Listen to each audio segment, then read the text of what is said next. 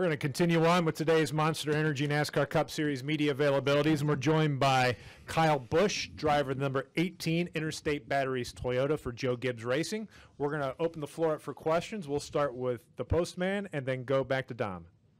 Kyle, Speed Post for Motor Racing Network. Qualifying, sitting on pit road, the process we're going through now, getting it lined up, you know, the whole system. What's that like from your perspective, not having things in your control? Just what's that like from your perspective? Well, it's stressful. You know, you don't want to be the first guy because you're just towing the line that's going to be faster than you behind you.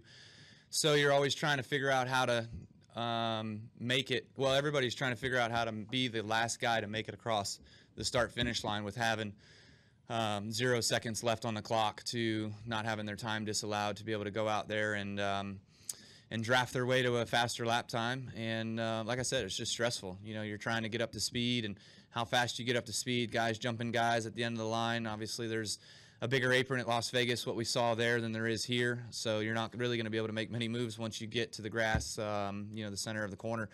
So it's, you know, tune in. It's going to be exciting. We'll go next to Dominic and then the Bob. Dominic, got to go with the Racing Experts group. So of your 199 National Touring Series wins, how many can you recall vividly or give like a narrative on, like if someone were to ask you, like walking down the road? I don't know. I'd like to think probably at least 80–85% of them I can probably remember what all went down and what happened in that day. And there's even there's even losses that you can kind of remember and think, oh yeah, I think I ran 7th that day or whatever it might be, you know. So there's definitely particular events that resonate in your mind. But I think I've run 996 of them or whatever the heck it is, and so there's going to be a few that I forget. So forgive me. Go next to Bob and then the Wolfgang. Bob Pockers, Fox Sports. Did you practice pit road speed in this first practice in preparation for having this rule in qualifying, and what do you think of having the rule in qualifying? When we all leave our pit stall and we go down to the end of pit road, you know, I don't really understand the need for it there because there's nobody down there. You know, I don't see any safety issues, but obviously somebody did. So that's probably why we have a pit road speed. But I can get it on the entry and on the way in, but by that point, you're not racing anybody anymore. You know, you're just coming in, cruising in, and just trying to slow down and cruise back to your box. So, you know, it's going to be we're all going to go down there and sit at the end anyways, and then we're all going to launch. And whether or not we speed on the way out because the guys in the further back are going to try to hustle, that's where you're going to get busted if you're not careful. Wolfgang? Wolfgang Monser from German Rennsport Press Agency. What's your opinion about the wind situation? It's windy. Yeah. Yeah. That's why I wear a hat, because otherwise my lack of hair will blow away. No, it's definitely interesting. You know, 1 and 2 you're pretty good. It doesn't really bother you much down there. It's actually okay in 1 and 2, and then when you get down to 3 and 4, especially off of the turn 4, the wind definitely blows you way out towards the outside wall, and it's aggressive too. Like if it catches you off guard, like it did me the first lap in the Xfinity car, then you can almost knock the wall down. So, yeah, it's kind of what we got. It's going to be about the same tomorrow too. So, go next to Justin. Justin Schuler, Speedway Media. So with this new package, I noticed you guys going into turn 1, and that radar was showing you guys about 180 to 182. It's a lot slower than the other years. You guys usually go. Yeah, they probably need to take that down. Does that have a difference with the handling of the car going into turn 1 compared to last year's? Yeah. I mean, you know, the characteristics before was that the car was always kind of up on top of the track, and you were sliding around just trying to control that grip level and keeping the tire under you, keeping the car under you, and kind of figuring out where that threshold was of enough slip and not enough slip. Where now the cars are pretty stuck, pretty gripped up. There's not a whole lot of slip. You're wide open through 1 and 2 and just turning the steering wheel, you know. So it's kind of what you got. Additional questions for Kyle Busch? We'll go to Claire B.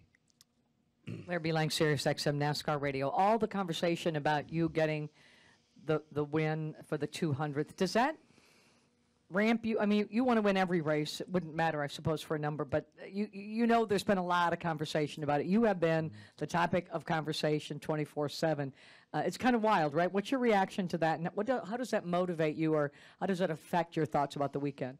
It doesn't change anything. You know, just come out here, and I'm entered in both races, and come out here, try to do our best job we can, and try to win. You know, if we win on Saturday and that's win 200, then so be it. You know, it is what it is. I'm certainly not going to sandbag a race or throw a race away to try to win 200 in a cup race. It's just that's just not my way of going about things. So if it happens on Saturday, then there will be maybe a hat or something in victory lane, and other than that, we go on into the next one. You know, there's not going to be much celebration around it because it's just going to be focused on the next race, which is going to be the next day. Go next to Bob. Are you feeling that a lot of people are talking about this? Are you feeling all of that energy? Are your ears burning, or can you block it out? No, certainly I've had, you know, a few of my friends and stuff like that. They've sent me some links of some stuff this week of some articles and things, but you know, like some of the I read what Richard said the other day, which was cool. You know, he talked about how, like, if I was thrown back in their era with Pearson and Petty, like, I could compete with those guys. You know, that's very respectful. I appreciate that, and honored that he said that. I feel as though, you know, I'd like to think the same way, that I could do it, but it doesn't matter. It's just it's a different time, different place. But overall, excited to just continue on and keep winning. Bob? Bob Hockers, Fox Sports. Next week, Martinsville. Obviously, there was a lot of debate over the way that race finished last October. Do you think does that change at all how people will race Martinsville last lap in the future? In the fall race, for sure. You know, I don't think the spring race is going to see much difference. I think the fall race will, for sure. You know, it's kind of a I wouldn't say it was Joey's last-ditch effort, but it was certainly one of those kind of moments that if he didn't do what he did, would he have made it to Homestead? We won't ever know. But obviously, it can take those situations sometimes that you can move a guy out of the way or pile drive a guy out of the way in order to make your way into the Final Four, and then you get to Homestead and everybody races fine. So, you know, kind of all worked out, I guess. Additional questions for Kyle? Up here, Joe. Hey, no, Kyle. Hey. Man, you're so cool, calm, and collective. You know, I got all these questions coming to you. Does it get any easier for you, man? Easier? Yeah. Ain't nothing in life easy, man.